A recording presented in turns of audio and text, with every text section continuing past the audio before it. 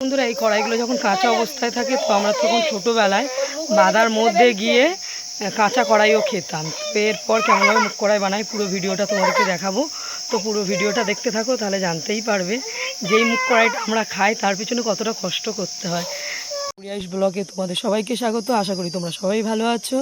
তো আজকের ব্লগটা একটু অন্যরকম। সবাই তো মুগ ডাল খাও, তো দেখো এগুলো মুগ কড়াইয়ের গাছ, মানে কিছুটা গাছ মরে যাচ্ছিলো বলে আর মাঠের মধ্যে গরু ছাগল সব খেয়ে নেয়, তো তার জন্য কিছু গাছ তুলে এনেছিল বাবা।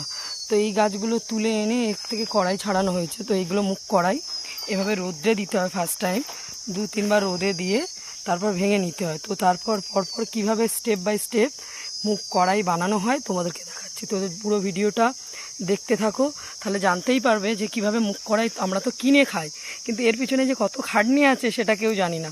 তো চলো সেটা দেখতে হলে জানতে হবে, দেখতে হবে পুরো ভিডিওটা স্কিপ না করে।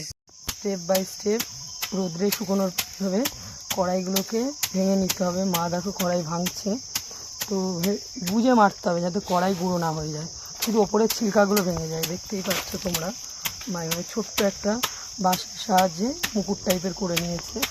তারপর কি হয়, মাঝে মাঝে ভাঙছিল, যেহেতু নিচের কড়াইগুলো রোদ খাবে না ওই জন্য মা এভাবে উল্টে উল্টে দিচ্ছিল, আর ওপরেরগুলো নিচে দিচ্ছিলো, নিচেরগুলো ওপরে তুলছিল আর ভেঙে দিচ্ছিলো। তো এরপর কি হচ্ছে তোমাদেরকে দেখাচ্ছি। তো তারপর দেখো এইভাবে কড়াইগুলো ভাঙা হয়ে গেছে, মা এইভাবে ঝেড়ে নিচ্ছে।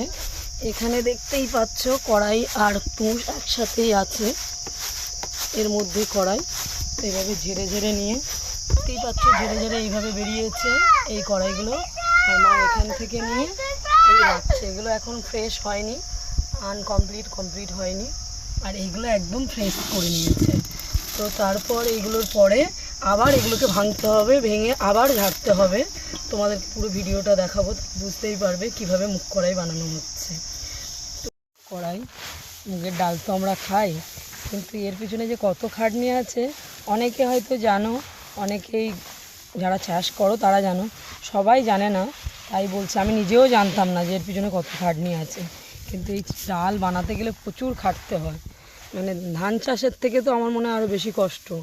এই ডালগুলোকে বারবার ভাঙতে হচ্ছে। তারপর এখনও কমপ্লিট হয়নি, এখনও এই ডালগুলোকে, এই মুগ কড়াইগুলোকে আবার যারা এমনি খেতে চাও তরকা ডাল হিসেবে খেতে পারো, আবার যারা মুগ কড়াই বানিয়েতে মানে মুগের ডাল করতে চাও তাদেরকে আবার এইগুলো ভেঙে ঝেড়ে পুরো সাদা অংশটা নিতে হবে, তারপর মুগ কড়াই হয়।